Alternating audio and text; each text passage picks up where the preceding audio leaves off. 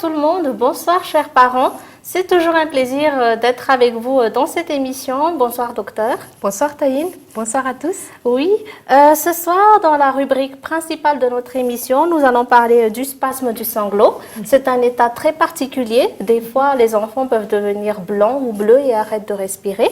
Exactement. Alors docteur, le spasme du sanglot, qu'est-ce que c'est exactement ? Le spasme du sanglot, c'est une manifestation d'une émotion des jeunes enfants. C'est une manifestation de sa peur, de sa colère, de sa frustration. Et l'enfant bloque sa respiration, il arrête de respirer, donc il peut devenir bleu et même il peut perdre connaissance. Ça a l'air très impressionnant, mais est-ce dangereux ? Généralement, le spasme du sanglot est sans conséquence sur l'état de l'enfant, mais c'est vrai que c'est très impressionnant. Il revient à lui-même après quelques instants, comme si de rien n'était. Certes, vous dites que ce n'est pas dangereux, mais quand même, certaines mères ne peuvent s'empêcher de dramatiser un peu, de s'inquiéter. Est-ce tort ou pas ? C'est vraiment normal, mais c'est un comportement qu'il faut modifier. Si on a un enfant qui fait un spasme du sanglot, la maman a toujours peur quand l'enfant ne va pas bien. Mais si vous avez eu peur, il ne faut pas montrer à votre enfant que vous avez eu peur. Ne le montrez pas en face de lui. Je vois. Et à part cela, comment reconnaître le spasme du sanglot ? Le spasme du sanglot existe sous deux formes. Tout d'abord, il y a le spasme bleu et aussi le spasme blanc.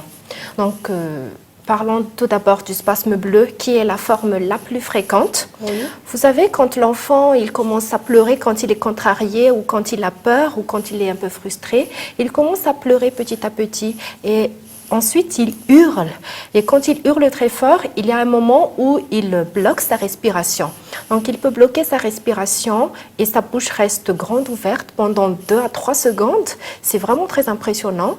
Et il peut devenir bleu tout d'un coup parce qu'il ne respire pas. D'accord. Oui, et parfois même, il peut perdre connaissance. Il va devenir hypotonique, donc il va être très très mou. Il faut juste le rassurer, il ne faut pas le bouger, il faut juste que vous assuriez qu'il ne se blesse pas quand il fait sa crise. Et je vois donc que c'est pour cela qu'on l'appelle la forme bleue.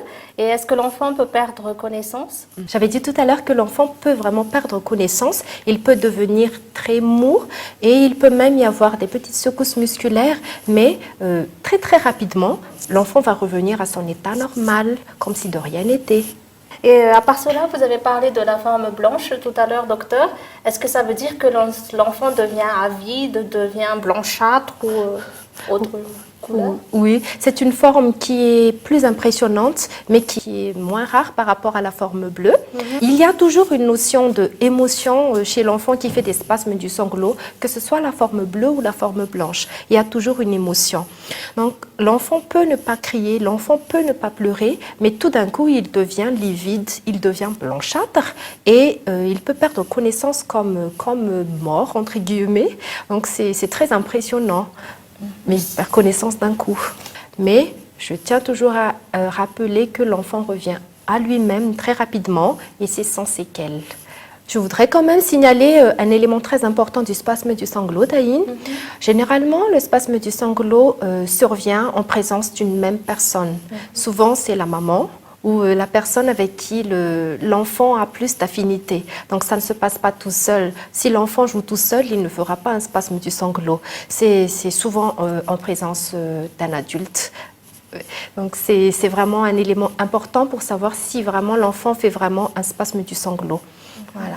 Il était utile de le souligner, mais à part cela, docteur, voilà une question que tout le monde attend peut-être. Peut-on confondre un spasme du sanglot avec une autre maladie? Et surtout, est-ce qu'il faut consulter lorsque l'état revient trop fréquemment?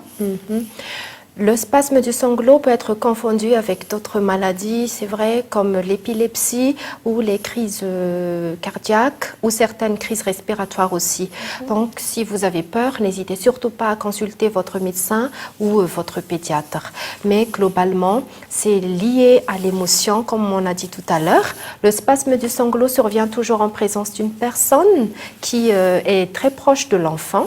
Et globalement aussi, l'enfant revient à son état normal très rapidement et sans séquelles comme si de rien n'était.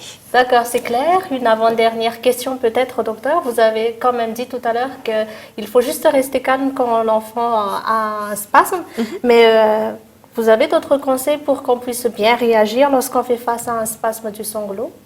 Avant de répondre à votre question, Taïn, je tiens quand même à signaler que 35% des enfants qui font des spasmes du sanglot ont eu des parents qui ont fait du spasme du sanglot quand ils étaient enfants. Et généralement, on fait le spasme du sanglot entre 6 mois et vers 3 à 4 ans. Et le pic se situe à 18 mois. Donc, si votre enfant fait le spasme du sanglot dès les premières semaines de vie ou un peu tardivement, c'est-à-dire vers l'âge de 5 ans, il faut consulter. Et aussi, comment faut-il faire? C'est cela votre question de tout à l'heure. Oui, comment réagir? Il n'y a pas grand-chose à faire quand l'enfant fait le spasme du sanglot. Tout d'abord, il faut que vous êtes sûr que l'enfant fait vraiment du spasme du sanglot. Dans ce cas, vous faites attention que votre enfant n'est pas mal, qu'il ne tombe pas sur quelque chose quand il fait sa crise. Donc, vous le surveillez juste. Il y a aussi des parents qui ont tendance à soulever les enfants par le pied, ou suspendre leurs enfants ou tapoter leurs enfants. Il ne faut pas faire cela. Il faut juste laisser l'enfant comme ça. Inutile d'asperger votre enfant d'eau, inutile de le masser, inutile de le suspendre comme je viens de le dire tout à l'heure. Et il faut juste faire en sorte que l'enfant ne se blesse pas. Et il va revenir à lui-même très rapidement sans que vous ne vous en rendiez pas compte. Et il ne faut surtout pas que votre enfant sente que vous aviez eu peur. C'est cela qui est le plus important parce que je tiens toujours à le dire qu'il peut se servir de cela pour vous tyranniser, pour s'imposer, alors qu'un petit enfant a besoin de limites, un petit enfant a besoin d'autorité, n'est-ce pas? Tout à fait. Et merci de nous avoir partagé ces proscriptions, docteur. Et une dernière question peut-être, comment éviter les récidives? Y a-t-il des traitements, même si cela n'est pas mortel? Il n'y a pas de traitement spécifique. Donc, pour éviter les récidives, il faut que l'enfant comprenne que ce qu'il fait n'a pas d'impact sur votre comportement sur lui. C'est la meilleure chose à faire. Et retenons donc que le bébé ou l'enfant va revenir à lui tout seul après un spasme du sanglot, n'est-ce pas? C'est vrai. Que ce n'est pas mortel, en tout cas, mais il faut juste le laisser évacuer sa colère, son émotion, et ne pas le brusquer, c'est ça? Tout à fait. Vous avez tout compris, Taïn. Oui, je ferai peut-être une bonne maman. J'en doute pas une seconde. Merci beaucoup, docteur, de nous avoir expliqué tout sur le spasme du sanglot. À présent, nous allons faire une petite pause et on revient tout à l'heure.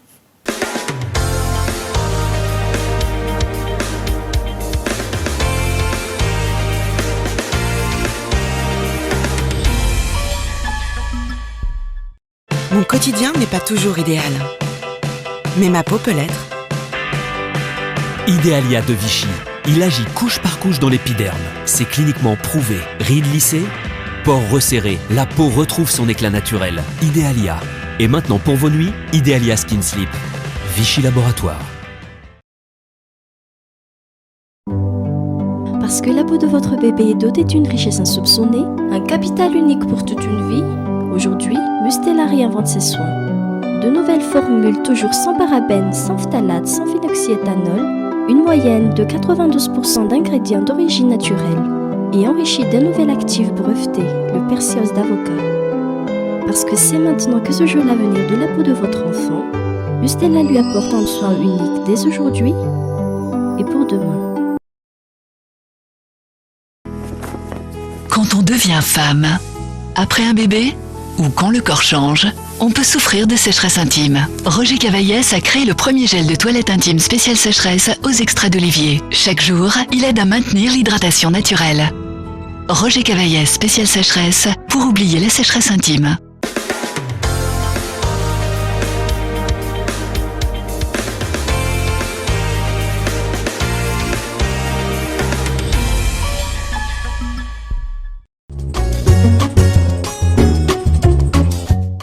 Alors, docteur Sylvia, qu'est-ce que vous avez pour nous aujourd'hui? Aujourd'hui, Taïn, je nous ai ramené cette crème qui s'appelle Episoft A du laboratoire Noreva. Et à quoi sert cette crème? Où est-ce qu'on la met sur le visage, le corps? C'est une crème hydratante et c'est aussi une crème restructurante pour les femmes qui commencent à avoir des problèmes de fermeté, des problèmes d'élasticité. Donc c'est une crème hydratante pour nous les femmes. Parce que vous savez, des fois, à un certain âge, on a quand même un peu peur pour le visage. Il faut bien prendre soin de son visage, n'est-ce pas? Absolument. Et je suppose qu'à partir de maintenant, Episoft A va faire partie des indispensables pour les mamans. Où est-ce qu'on peut le trouver, docteur Sylvia? Comment est-ce qu'on procède pour son application? Oui, Episoft A s'applique après avoir bien nettoyé votre visage, matin et au soir. Et vous pouvez aussi l'utiliser comme base de maquillage si vous vous maquillez. C'est à la fois une crème hydratante et une crème restructurante. Et vous pouvez trouver ce produit uniquement en pharmacie. C'est très facile à trouver. Très bien, merci beaucoup. C'est un article très intéressant, Episoft A du laboratoire Noreva. Et on va remercier le docteur Sylvia de nous avoir apporté ce joli petit produit qui va faire des miracles pour beaucoup de mamans. Et on va passer à la rubrique suivante. Nous voilà dans la rubrique préférée des parents. Dans la rubrique de ce soir, nous allons lire la question de Luc. Bonjour, mon fils a une angine depuis 3 jours. Il a la diarrhée depuis hier et nous aussi. Est-ce qu'il faut que je retourne voir le médecin pour une éventuelle gastro et adapter le traitement? Merci d'avance. Voilà la question de Luc. Oui, bonjour Luc. Évidemment, notre réponse arrive un peu tard, mais cela pourrait aider Luc prochainement ou pourra aider d'autres parents aussi. Si vous avez dit que votre fils a une angine depuis 3 jours, il faut savoir que de nombreuses infections chez les enfants s'accompagnent souvent de signes digestifs comme la diarrhée ou les vomissements. Donc, un enfant qui fait des otites, un enfant qui fait des bronchiolites, un enfant qui fait des rhinopharyngites ou un enfant qui a juste le rhume, un enfant qui a une angine peut avoir de la diarrhée ou peut avoir aussi des vomissements. Donc, cela pourrait être en rapport avec une angine si votre enfant a la diarrhée, si vous avez déjà consulté un médecin. Mais vous dites aussi que vous aussi, vous avez la diarrhée. Il se peut que ce soit une gastro-entérite, que ce soit une intoxication alimentaire. Donc, regardez bien si votre enfant fait beaucoup de sels liquides, si votre enfant a de la température, si votre enfant ne boit pas suffisamment. Consultez si vous avez peur pour votre enfant. D'autre part aussi, les enfants qui prennent des antibiotiques peuvent faire de la diarrhée. Donc, il se peut que vous ayez eu des antibiotiques pour traiter l'angine de votre enfant. Cela pourrait être lié à cela. Mais si vous êtes inquiet, n'hésitez pas à consulter. Voilà, j'espère qu'on a répondu à la question de Luc. Si je peux me permettre aussi, docteur, il faut consulter selon le nombre de selles de l'enfant et sa capacité à se réhydrater. Exactement. Il faut consulter. Si vous avez des doutes, il vaut mieux consulter pour rien que de ne pas consulter s'il y a un problème. Voilà. Et c'est aussi la fin de notre émission, ça se termine déjà. On vous remercie de nous avoir suivis et comme d'habitude, on se donne rendez-vous dès la semaine prochaine, toujours sur Cool TV. Au revoir.